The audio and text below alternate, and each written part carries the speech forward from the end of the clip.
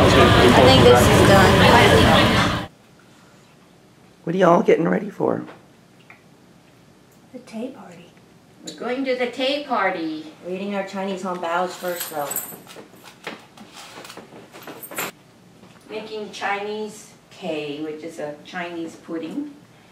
And we do it every year, and I think that Auntie Alice used to make it, or Grandma. And so it's kind of tradition. Auntie Brenda kind of started it, invited the whole family over, and then now Norman and Jane are taking over. Auntie Brenda's retired. So we make each one of these teas for each one of the dinner tables at the banquet. So we have to make at least 7 or 8 of those, and then you can make one for yourself or your family. Did you go, sister, before? Mm-hmm. I went last year. What was that like? It was fun. It's hard work. You just stand at the stove for 30 minutes while you make your tea. For each little thing? Each tea. And you stir it and stir it. And it gets really glutinous. So it's, you can have some muscle to it. Do you have to pull in the New Year spirit? Yes, exactly. Do you like tea? I did until I made it. I still love tea, but until you see what goes into it, oh man, there's a lot of peanut oil in that. You get a turn too. No, it looks like hard work. It's a good arm. It's a good arm Build up your muscle. So you have to just make sure you kind of knead it so it all gets nice and brown and crispy. That looks really sticky. It is very sticky.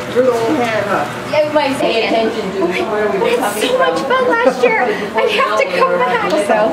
And Edie was here too last year. No, she's the one that told us to come. She did? Yeah, we're like, we make tea. So we're like, okay, we gotta come. You do? We gotta we used to celebrate Chinese New Year's at Auntie Esther's house. Auntie Esther and Auntie Hattie would put on a big dinner for everybody.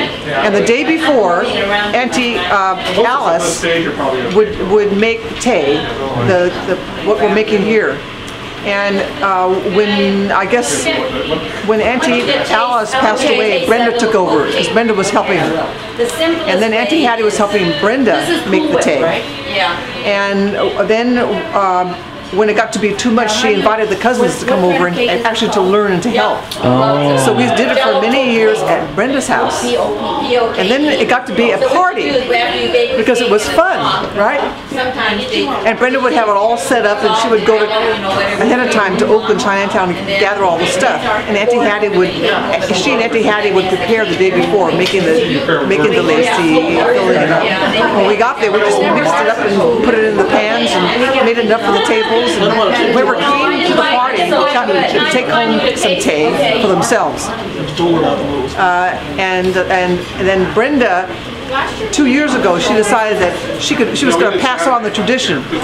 So Norman stepped up and he volunteered. So for the past 2 years, we've been doing it at Norman. This is our 3rd year at Norman's house, right? I think so. Yeah. We have the traditional Chinese sweet box, box. You do a cake and then mix, the poke holes in it and the with chopstick oranges and the tangerines bring good luck and life. And then you pour Jello in there, And like then the whatever red flavor Jello.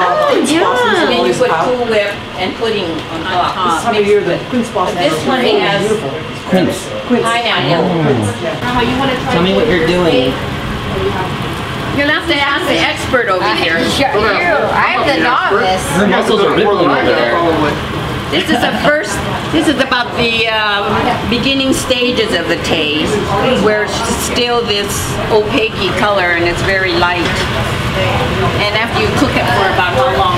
Like 45 minutes, it gets to this stage over here. And then you still have what? I have 15 more minutes to And that's getting almost ready. It's much darker color. Yeah. Yes. But you have to cook it for at least like 45 minutes to an hour, huh? 45 minutes? Edie thought it was 30 minutes. No.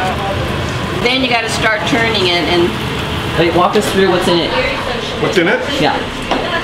Well, the recipe's up here. You start off by adding in 2 cups of hot water. Actually, put the dark brown, 1 box of dark brown sugar in first, it's 1 pound.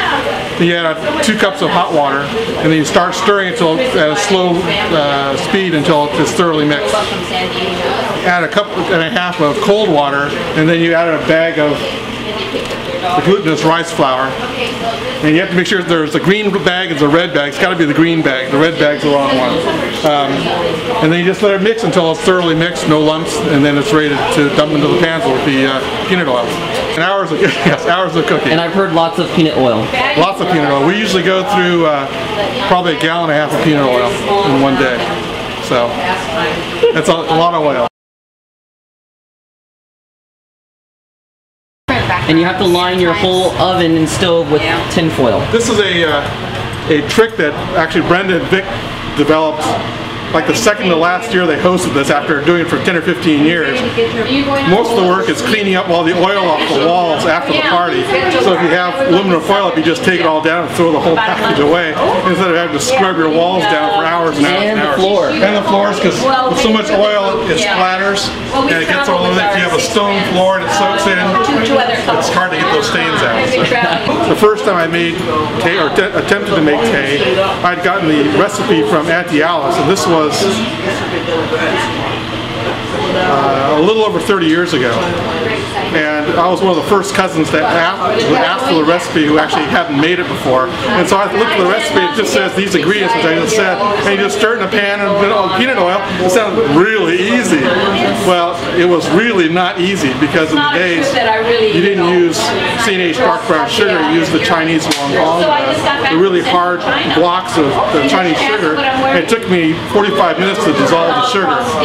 And then in the hot water, I actually tried to boil it with the cube in there. It just took a long time. And then I didn't know how to stir it as efficiently as they're doing it here. And so I got something that's really hard burned on the outside and completely raw in the middle. And it was really disastrous, totally disastrous. The most important thing when they're cooking is that to keep stirring it and mixing it so that it's cooked consistently all the way through. And you get the little burned or brown bits get also mixed in all the way through. You don't just get a big, back to light brown and dark brown. It has to be pretty consistent. So it's a lot of work. That's why it takes so long to make sure it comes out consistent. Okay, let's take a look at the final product here. The final product. I think this might be done soon though. Yeah, it probably is. That's the comparison, the new versus the old. Well, it doesn't spread much. It takes a long time to spread. Yeah. After a while, you just say forget it. It's spread enough. It looks pretty good. Yeah, not too bad. It really is stainless steel. Then you got to put on the sesame seeds and the jujube, and then you got to put it in the once it cools off. I know, but there's all these people around you, and so like, what if it, like, wrist hurts? Because I went to school with that.